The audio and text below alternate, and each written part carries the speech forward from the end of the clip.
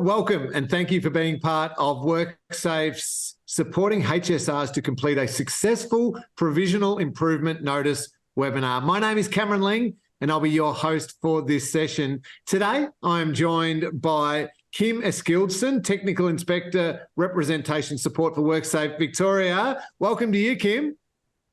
Hi, Cameron. Welcome, everyone. Great to have you with us. Also joining us today is Mike Craig, who's Health and Safety Representative Support Officer for WorkSafe Victoria. Good morning to you, Mike. Cameron, good morning, and welcome, everyone. No, you are spot on, Mike. It has ticked over to good afternoon, so you are sharp and ready to go. Also joining us today is Anita Ford, the Manager, Industry and Representation Support for WorkSafe Victoria. Her team is within the field operations as focuses on representation in all its forms and the importance of Victoria's HSRs. Welcome to you, Anita. Hi, Cameron. How are you going? Really well, thank you. Thank you to all three of you for joining us today. For some background, while Victorian employers have the duty to provide a safe workplace, HSRs play an important role in helping to keep workplaces safe by representing the health and safety interests of employees. One of the powers that a HSR has is to issue a Provisional Improvement Notice, or a PIN, as we're going to call it today, to an employer if they believe on reasonable grounds that a person is or has contravened a provision of the OHS Act or regulation. However, a HSR may only issue a PIN after consulting with the person who has management responsibility for the potential contravention. Today, we're going to explore the following key topics with our speakers. PINs are not difficult, but there is a legal process about how they are completed and issued that HSRs should know about. Likewise, an employer has set obligations around how to respond to a PIN. And also, PINs are powerful tools when consultation hasn't worked. Then we're going to open it up to you, the audience, for an opportunity to ask some questions. You'll notice the Q&A box on your screen. Please feel free to start entering your questions whenever you want. If you've got one ready to go, pop it in there straight away. And at the end of this discussion, I'll be able to start asking your questions on your behalf. But in the meantime, let's get the ball rolling with some questions to our panelists. Anita, I'd love to start with you if that's okay and ask what seems like a basic question, but a really important question. What is a PIN and when is it used? That's a brilliant question because lots of people do ask it all the time. And a Provisional Improvement Notice, or a PIN as we're calling it, is actually a legal document. So it's completed by a HSR when they believe that there's a breach of the Occupational Health and Safety Act in their workplace. WorkSafe, we have a template for HSRs to help them, but it doesn't need to be completed on our template. We're just there as a support to make sure that people get to cover off what's needed. So whilst it's a legal document, it doesn't need to be on our template. It's just a helpful tool. So for workers, just like an inspector, a HSR has the power to issue a Provisional Improvement Notice, like the inspector has an improvement notice towards a workplace. So if there's an OHS issue that's been raised, identified, it's been raised with the employer and consultation has attempted to occur, so even if it hasn't occurred, but it has been attempted to occur, then the HSR who's duly elected is able to issue the Provisional Improvement Notice. Or, of course, there is also the option for an HSR who's duly elected to issue a Provisional Improvement Notice, or a PIN, if the employer, in fact, fails to consult with them. I can see that a PIN is a really powerful tool to use when consultation hasn't worked out.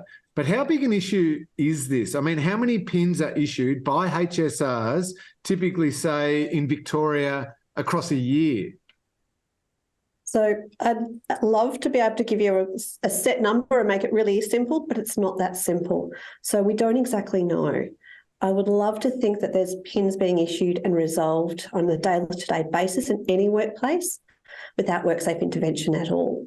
But I just don't know, and I can't actually say that. What I do know is about PINs once they are disputed. So if a PIN is disputed, which means the employer challenges them, As the regulator, they come to WorkSafe and our inspectors are able to support with that decision making. So the numbers that I see from the disputed PINs within Victoria is approximately 90 a year, give or take. They do go up and down.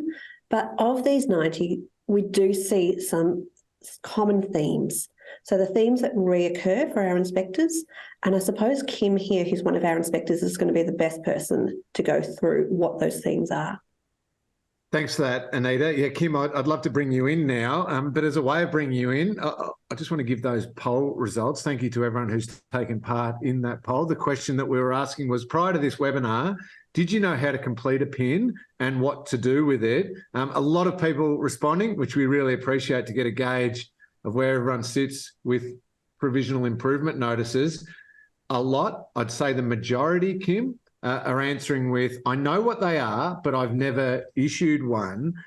Perhaps I could get you to take us, maybe respond to the poll, and if that's a surprise or not, but also take us through the basic steps around completing a PIN and the common issues you see around non-conformance.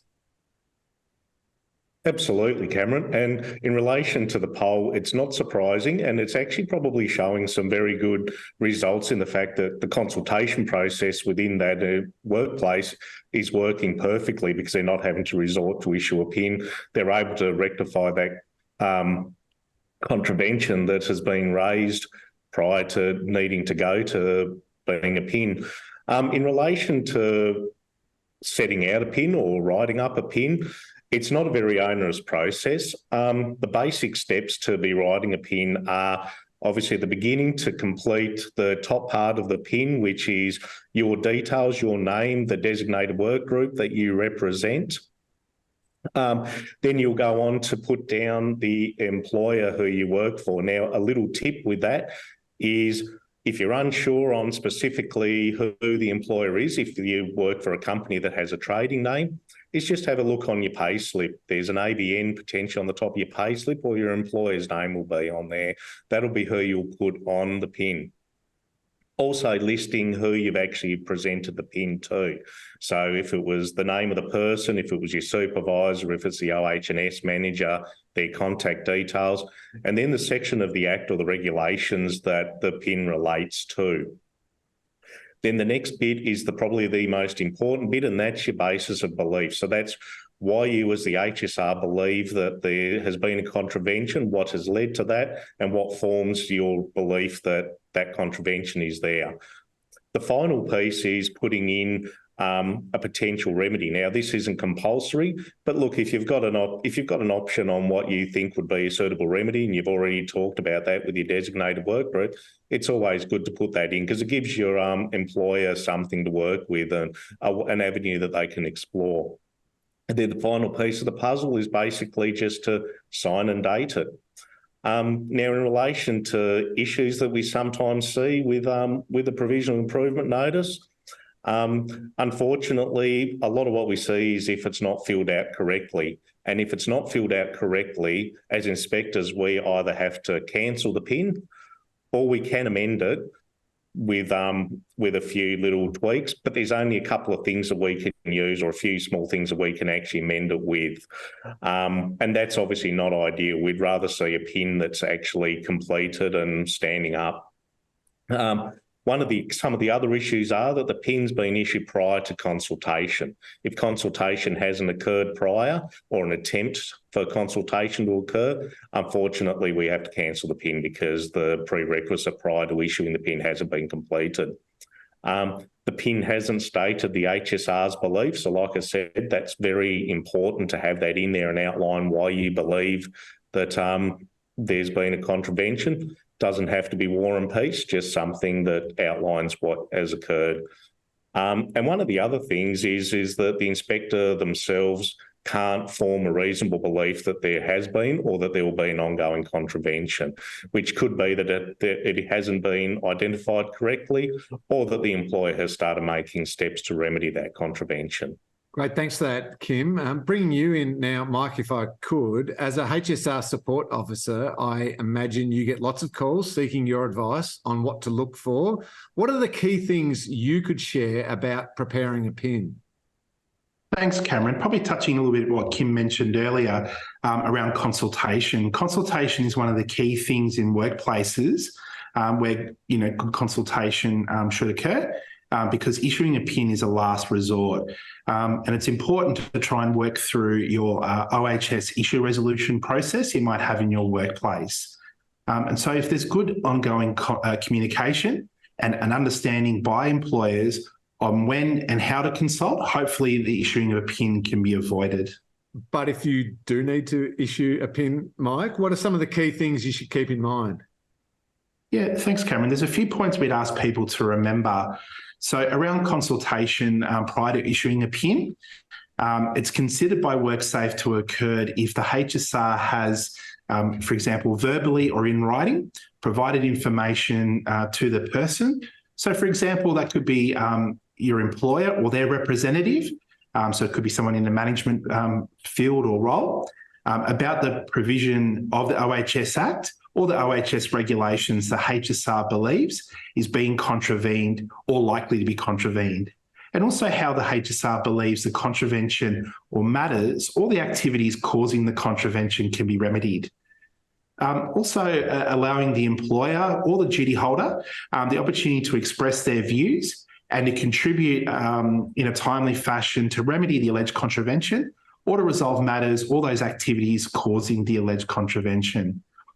Important also to take into account the views of the person before issuing the PIN.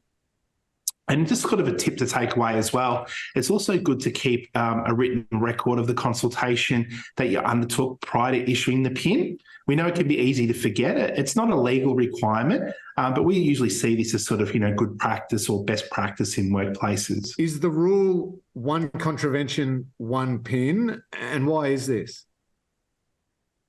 Yeah, thanks, Cameron. Yeah, most definitely the rule is one contravention, one PIN. And the reason for this is a particular contravention, there might be a few different aspects of that contravention. There might be different sections of the Act that are being breached. So you can't really put different sections of the Act onto one PIN. So that's one of the reasons why you would issue multiple PINs, one for one particular section of the Act and one for the next particular section of the Act or the regulations that's been contravened.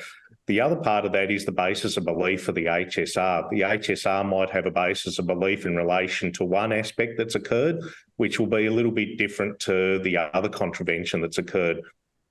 And finally, on top of that, the time to comply the PIN might be different. One aspect might take a short time to comply. The other part of it might take a lot longer, depending on what aspects they need to do to remedy that contravention. I wonder if you'd be able to give us an example of what you're talking about here.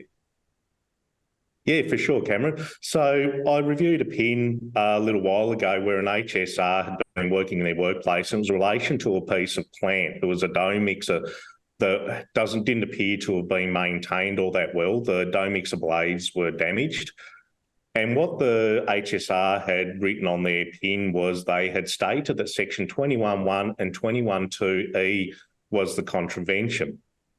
Now, this section of the Act, that refers to information, training and instruction and supervision. So with discussions with the HSR, we found that the HSR was operating the machine but needed training to identify when there was damage that had occurred. And that hadn't actually been mentioned in the basis of belief. That was mentioned more around the maintenance of the piece of plant. So in this situation, the HSR could have issued two separate PINs, one in relation to 21.2E, the instruction and training. So she knew how to recognise the damage that was there for the plant. And the other one could have been under 21.1 and 21.2A in the maintenance of that particular plant. That makes a lot of sense. Really appreciate you sharing that example with us, Kim. Mike, if I could jump back to you now. After a PIN is issued, what happens then? What should HSRs be aware of? Yeah, thanks, Karen. That's a great question. I guess a key point is to be reasonable about the time that you give an employer or the duty holder to remedy the issue. You must give them at least 8 days But to think through that solution, and also if you know it's going to take a bit longer, then think about what time might be required for your employer or duty holder to remedy that. Do you have an example here? Yeah, absolutely. A HSR, for example, issues a PIN and specifies to their employer that they have 10 days to remedy the contravention. The employer agrees with the directions as specified, that's written on the PIN, but requires parts to be manufactured and delivered. And those parts might not arrive for example, 2 weeks. The employer shares this information and consults with the HSR regarding fixing the contravention, but being unable to meet the current compliance date because of those things to be delivered and installed. The HSR would agree to vary the compliance date written on the PIN for 16 days, for example. And it's recommended that the HSR keeps a written record of the consultation and copies of the original and amended PIN. And as we said earlier, it's just that good sort of best practice principle to do. Yeah, it makes a lot of sense to the importance of that consultation there. Thank you for that, Mike. Really appreciate it. I now want to change tack a little because I want to know what a person who receives a PIN should do. Kim, perhaps over to you on this one. Yeah, no worries, Cameron. So once an employee has been issued a PIN, under the legislative requirements, they're required to do a number of things. One of the things they're required to do is to bring the PIN to the attention of the people whose work is affected by the PIN. So, for example, if we use the example of the dough mixer PIN that I reviewed a little while ago, it's bringing it to the attention of all the employees who use that particular mixer, so the members of their designated work group. Also, the supervision, the supervisors, the management team who are responsible for that piece of plant, even the maintenance team who might need to do some work on that plant, so that everybody's aware that the notice has been issued. The next thing that they have to do is they must display that notice in a prominent place. And it's important to understand that if that doesn't occur, penalties do apply because it's a breach of one of those provisions. What does WorkSafe consider as a prominent place? Well, it's a place of open display where members of the designated work group or anybody who's impacted by that provisional improvement notice will see it without knowing that it's there. So that could be on the OHS board, could be on the lunchroom notice board, could be on a notice board stuck next to their clock cards, so long as it's in a prominent place where people will see it and they don't know that it's there. The reason for that is so that it sparks off the consultation process like we've been talking about. People are aware of what happens and they can start coming up with solutions. And that consultation process is bred from there between the employer and the employees. Like I said, the intention is to ensure that the employer and the employees who are affected, they know that there's an issue there and that they can start that consultation process, and that anybody who's impacted knows that there's been a PIN issued and can act accordingly. Kim, what happens after the notice goes up? So once the notice goes up, the employer must comply with the notice. If they want to dispute the PIN, they have that option to put in a dispute, but they have to do that within 7 days of receiving the notice. If they don't do that within the 7 days, or they don't comply with the notice, then they're considered to be guilty of an offence under the Occupational Health and Safety Act. It's good to know what a person who receives a PIN should do, but I imagine there are occasions, unfortunately, when employers don't comply with the PIN. Mike, can I bring you in here? What can a HSR do about that? Yeah, thanks, Cameron. And I guess to touch back on what Kim mentioned earlier, just to think about, the employer does have that, as we mentioned, the opportunity to dispute the PIN by calling WorkSafe's advisory, and then we could send out an inspector to make inquiries. But if an employer doesn't comply with the PIN, the HSR's issued the PIN and it's not complied with within the specified time frame, the HSR can contact WorkSafe advisory and arrange for an inspector to attend the workplace to look into those matters. The inspector will attend as soon as possible and inquire into the circumstances of the PIN to determine whether it meets the requirements of Section 60 of the OHS Act. But if the PIN does meet the requirements of the OHS Act, but has not been complied with, then we would commence a comprehensive investigation into non-compliance, which might lead to prosecution. Leading on from that, Kim, perhaps you could talk about what you do when you visit a workplace when there is a disputed PIN. Yeah, not a problem, Cameron. So we have a really clear process on what we have to do and the process that we follow. So just bear with me while I go through what the process is and the procedures that we have to follow. So one of the things that we do is we'll make inquiries into the circumstances of the PIN and the dispute of the PIN.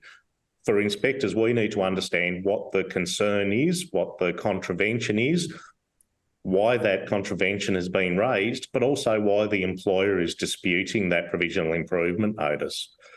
How we'll do that as part of our inquiries is we'll make contact with the HSR and we'll have a discussion with the HSR around why they issued the PIN, what their consultation was prior to issuing the PIN, and what remedies they would like to see which in their eyes will fix the issue.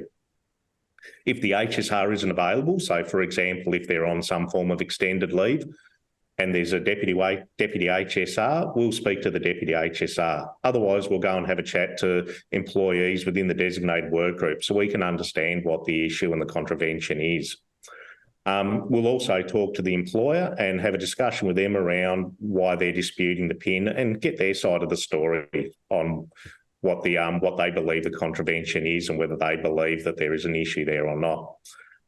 Once we've done that, we'll then determine whether the PIN meets the requirements of the OHS Act, as Mike mentioned earlier, under Section 60, and we'll do one of three things. We'll either affirm the PIN if we believe that the PIN is valid and that there's a contravention there, or we'll affirm the PIN and with some amendments if we believe that there's a concern there, but there needs to be a couple of little tweaks. For example, if the HSR has issued the provisional improvement notice on the 12th of the 8th and they accidentally put the contravention date of the 12th of the 7th. That's not going to be of any sort of disadvantage to the employer, so we might make an amendment there, or we might make an adjustment to what the potential remedy could be. The third option that we have is cancelling the PIN, and that is if we believe that there's no contravention of the OHS Act or the OHS regulations, or the PIN has been issued to the wrong person. Once we've completed these inquiries, what we'll do is we'll give written notice to the health and safety rep who issued the PIN and to the employer. And that comes under what we call as a PIN inquiry outcome notice or opinion. And that will be issued to, like I said, the HSR and the employer rep. You mentioned that opinion. Why is the opinion so important, Kim? What function does it perform?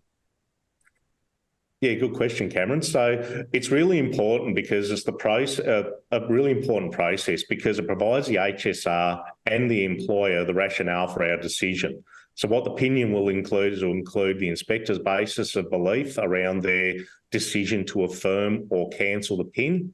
And if the PIN is affirmed, the penalty for contravening of that PIN. As I mentioned earlier, for non-compliance with a PIN, there are penalties that are involved. And also how the person may seek a review of the inspector's decision if they don't agree. So once the inspectors affirm the PIN, the employer must comply with the PIN. Failing to comply with the PIN is an indictable offence.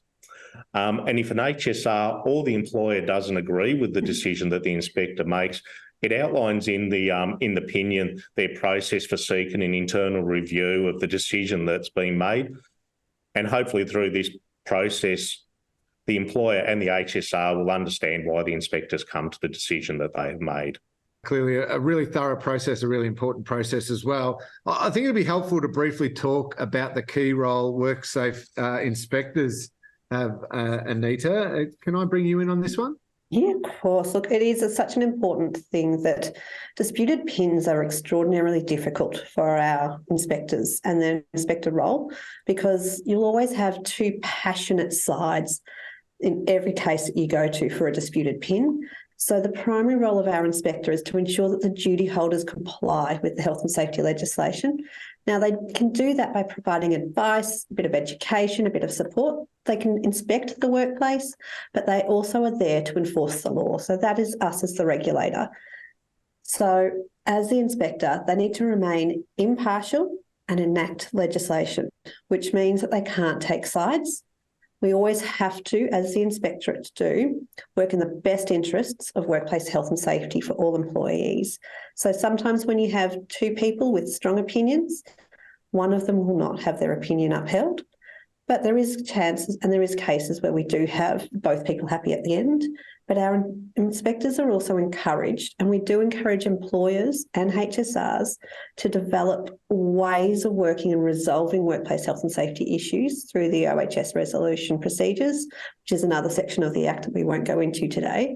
But the inspector can provide information about that and advice, as well as the HSR Support Officers. So we can really support with how to get through that process of dispute prior to it becoming a PIN, but also when issues do arise down the track after this PIN has been settled, how it is you will deal with it.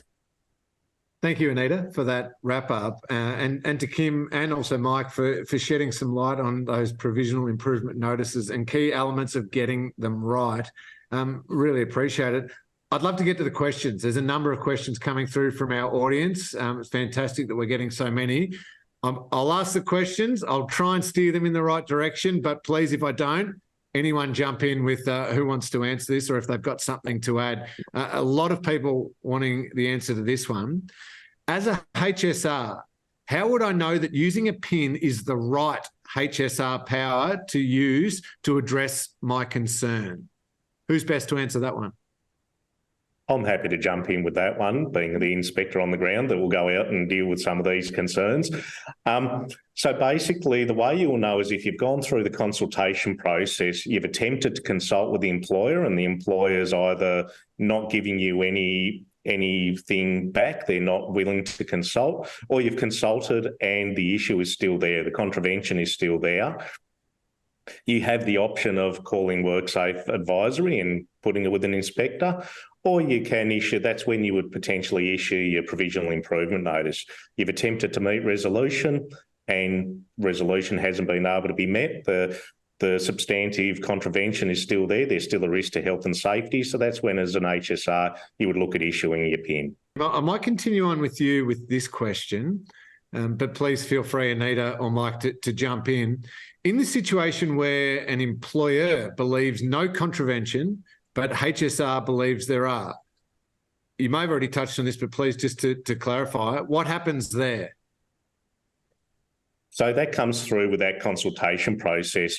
If your consultation process has occurred and you're obviously at polar opposites, the employer doesn't believe that there is a contravention, the HSR believes there is a contravention, and the HSR can form that reasonable belief and justify in the PIN why there is a contravention, then by all means, that's when they could then go and issue a provisional improvement notice. The employer has the option to dispute the PIN, and that's where a WorkSafe inspector would come in and then determine the particulars on that PIN. Great, thank you, Kim. Mike, I might direct this one to you.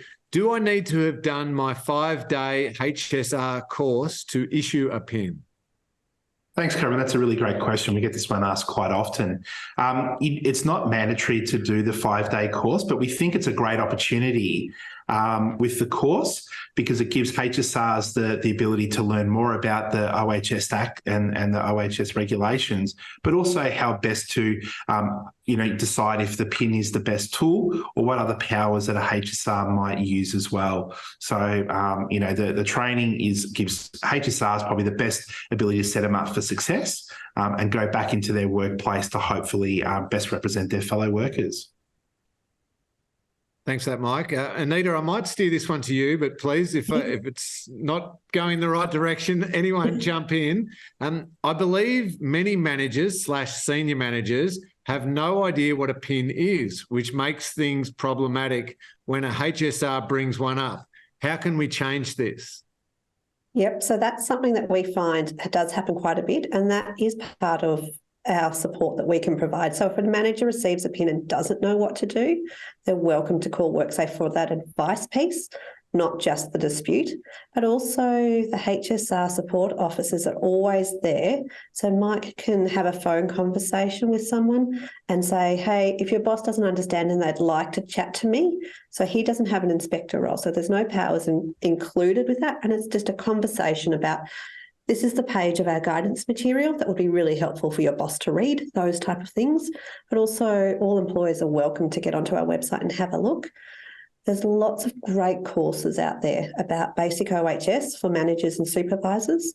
And we can't stress enough at WorkSafe the importance of knowing the role of a HSR and the way that a HSR has powers and obligations within the workplace. So enrolling in those courses would be amazing. But if that's not something that's available to you as a manager, getting onto our website, having the conversation with us, it's exactly what we're hoping for.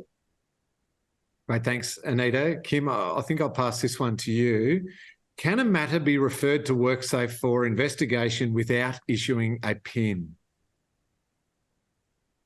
So, yeah, great question, that one. Thanks, Cameron. So when we talk about being referred to for investigation, that's not something that someone probably from the general public or an HSR would be doing. But what they can do is if they don't want to issue the PIN, they can still call WorkSafe Advisory and raise their health and safety concern with Advisory, who will then triage it and send it to the relevant team that would deal specifically with that complaint or that concern, and inspectors will come out and they'll do their thing. They'll go through, conduct an inspection on the workplace, have a conversation with management, potentially with the HSRs, and make a determination on whether they issue some form of notice, like an improvement notice themselves. Mike, I'm going to direct this one to you. Before issuing a PIN, what happens if the person, e.g. a manager, I am trying to consult with, does not respond? Yeah, thanks, Cameron. That's okay, in terms of if they don't respond, as long as that there's been the ability for the HSR to attempt to consult with their manager.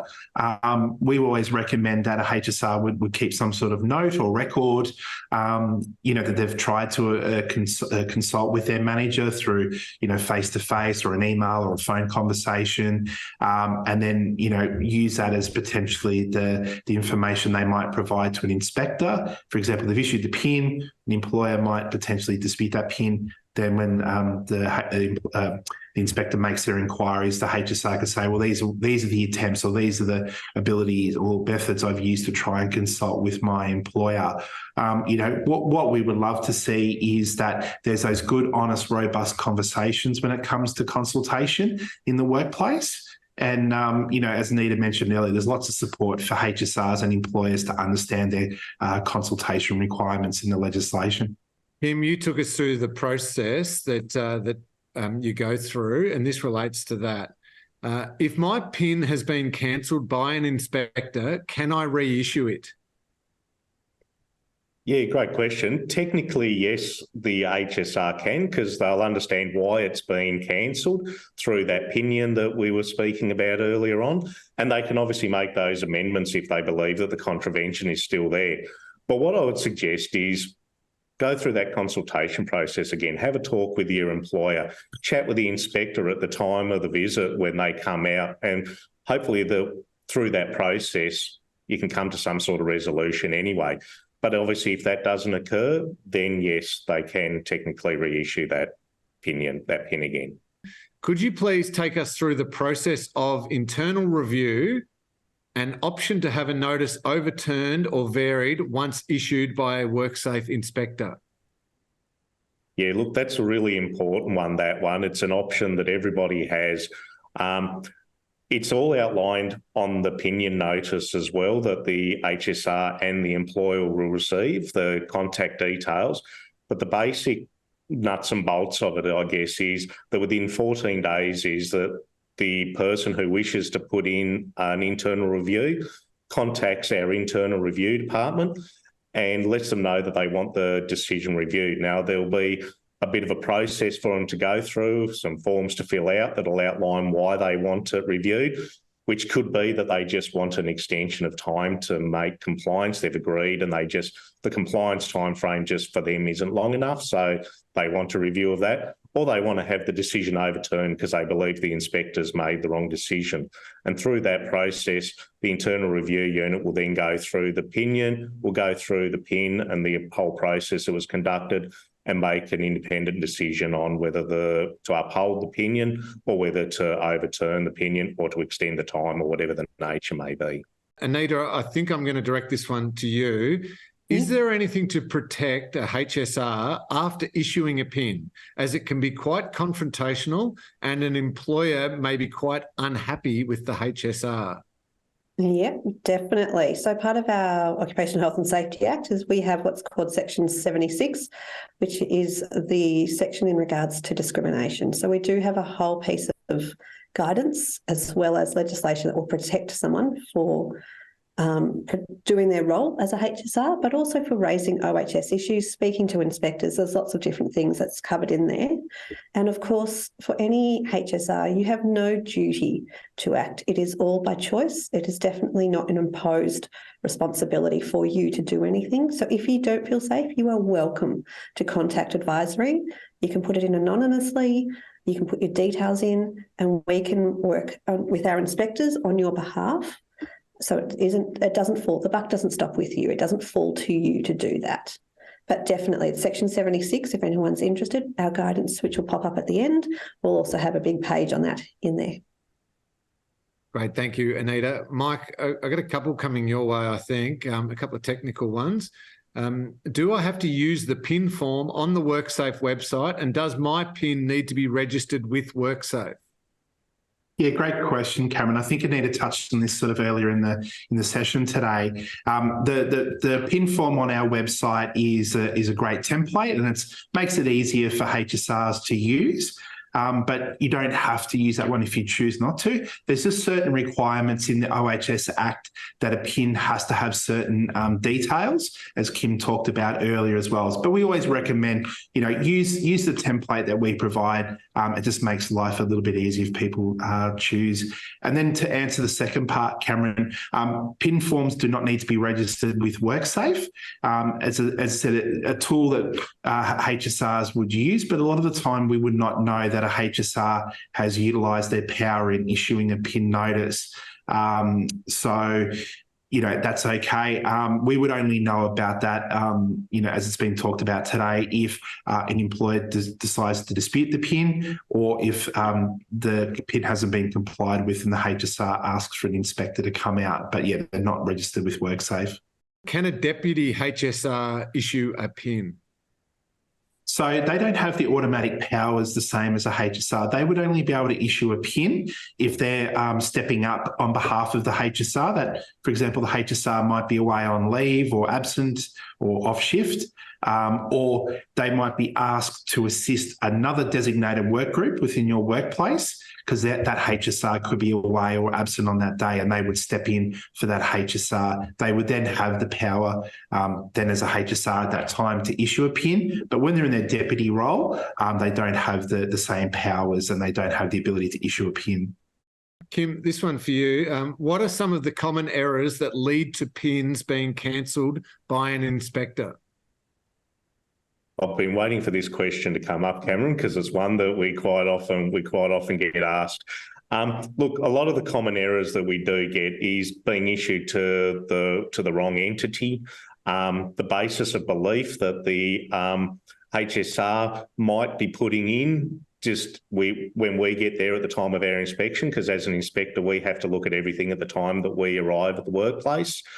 So, if we're at the workplace, and again, I'll use the example of the dough mixer one from previously. If we attend to the workplace and the mixer blades have been repaired and training has been organised for the HSR, well, obviously we're going to look at that and go, well, we don't see the contravention, so the HSR's PIN might be cancelled. There are a lot of the things that we generally see. It's a lot of those pretty simple sort of errors, which, if for an HSR issuing a provisional improvement notice, as was one of the questions, it can be a very onerous thing for the HSRs, and they might feel a little bit nervous or concerned about issuing the PIN. So, it's very easy for them to make a few little mistakes here and there. But I would encourage an HSR to seek that support if they aren't sure, of the HSRSOs to assist with that, or if they're not comfortable, to just contact WorkSafe and put in that health and safety concern and leave it up to the inspectors to come out and deal with that, and don't put pressure on yourselves for having to get it right. And don't worry about it if you don't get it right, because we can always deal with it afterwards if we need to. On getting it right, Kim, I'll stay with you. This one, is the PIN issued to my immediate manager or to that of my manager's boss? So when it comes to that one, and that's obviously also one of the ones that potentially go a little bit pear-shaped. So on the WorkSafe form that's there, it has two sections. One is the employer details, so that's the company details. The other one is who you issued it to. Now, as an HSR, you might issue the PIN to your direct supervisor. You might issue it to the OHS manager. Once they've received it, that's one of the requirements that they have, and that's to forward the PIN on to the person who actually can action that. So as an HSR, you might issue it to your supervisor, but it might have to go to the OHS manager, or it might have to go to the department manager for them to action. So long as you've put who you have actually issued to. So if it's your supervisor or if it's to the admin lady, you've got their details on there and their contact details. That's all you need. And then it's up to them who have received that to pass it on to the actual respective person who needs to action that PIN. Anita, I might direct this one to you. I might have to make it the last one because I'm just conscious of time, but feel free, Kim or Mike, to jump in. Just because a number of people want the answer to it. What if a workplace has no HSR? What happens if there is a PIN needed in this situation? Without a HSR, you can't issue a PIN. So you need to be a duly elected HSR to have the powers. So if you do feel like there is an issue, you can go through the OHS issue resolution procedure that your workplace should have, or if you don't feel comfortable doing that, you are welcome to call WorkSafe's advisory and lodge a case, and an inspector will deal with the matter on your behalf. Great. Thank you, Anita. I do, just because there's a couple other technical ones I'd just love to get quick answers to if that's possible. Yep. Happy for anyone, but maybe this one's for you, Kim, but please anyone jump in. How long is a PIN valid prior to being actioned? So in relation to that, one of the processes or one of the things that the HSR will do is they'll put a compliance date, which has to be that minimum of 8 days after the PIN has been issued. Now, as was mentioned earlier, depending on what the remedy could be, HSR might issue it and give a month or 3 weeks. So that's how long it's valid for. Until the PIN is actually complied, or a determination has been made by the inspector to either affirm or cancel it, that PIN remains valid and remains valid until the contravention has been remedied and the HSR complies it, or the inspector has been called out because it's been disputed or has gone past the compliance date, so it's not complied, and the inspector makes a determination on whether to affirm it or cancel it in the case of a disputed PIN, or goes out and has that conversation with the employer around why haven't you complied with the PIN, and that the PIN's required to be complied with. All right, can I get you to keep going, Kim? Just for a clarification on this one, you may have already answered it, but I just want to check. Craig's asking this one. What if a consultation has taken place but isn't noted that it has occurred? What happens to the PIN in that case? Yeah, look, that's one that we do quite often come across as well. Generally, when we go out, most people will agree that some form of consultation has occurred. But as Mike mentioned, it's a really good practice to document some form of consultation. So if it's a verbal conversation, follow up with an email, document it in a diary on a piece of paper, on the back of your cigarette packet, whatever's available for you to write that down. But look, when we come out, we have a lot of questions that we're asked. By nature, inspectors are very curious people, so we ask a lot of questions, and we'll soon determine whether consultation has occurred. But for the most part, if consultation has occurred, the employer will generally say, "Yeah, we've spoken about it." So, I'm very conscious of time, but I've got two more questions here. I'd love to just be able to get through those two really quickly. I'll ask this one first. Mike, I think to you, I am a HSR at a local TAFE college. Where can I get PIN notice forms? Yeah, and that's a really common question we get. Best place is to head to the WorkSafe website.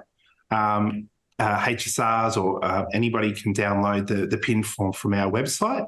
It's an editable document as well, so people can type that into their computer and print it out so it looks nice and neat, or they can just print out the form and handwrite those and have them handy as they see fit.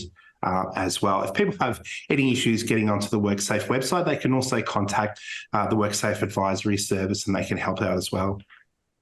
Right, thank you, Mike. I might steer this last one to you, Anita. This question, why is this session about successful PINs? Shouldn't we be looking at what is a successfully followed company's issue resolution process?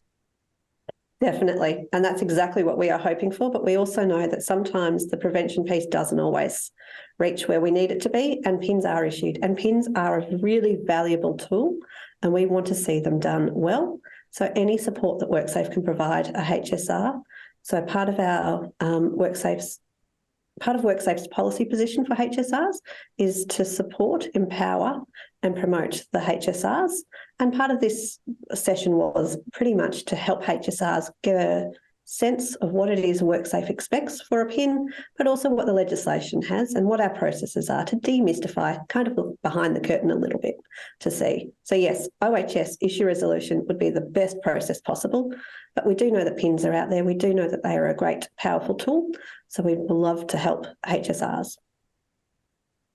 Great, thank you, Anita. I know I've run a little bit over time, but it was so good to be able to get to all of those questions. Thank you to everyone who put a question in there, and great to see that interaction between our speakers and our audience today. A huge thank you, Mike. Thanks for you for coming along and sharing your time today. Great, thank you. And also a big thanks to you, Kim. Really appreciate your time. Pleasure, and thanks everyone for the wonderful questions. And Anita, I know you've been on a couple of webinars, so really appreciate you taking the time out of your day. Thanks, Cameron. You can tell my passion. If you've got any requests for further information, please get in touch with us. And remember, if there is something that you want to discuss urgently when you're back at work, there is the WorkSafe advisory line and also the emergency line. So please utilise those. Thank you for being a part of this webinar and enjoy the rest of your day.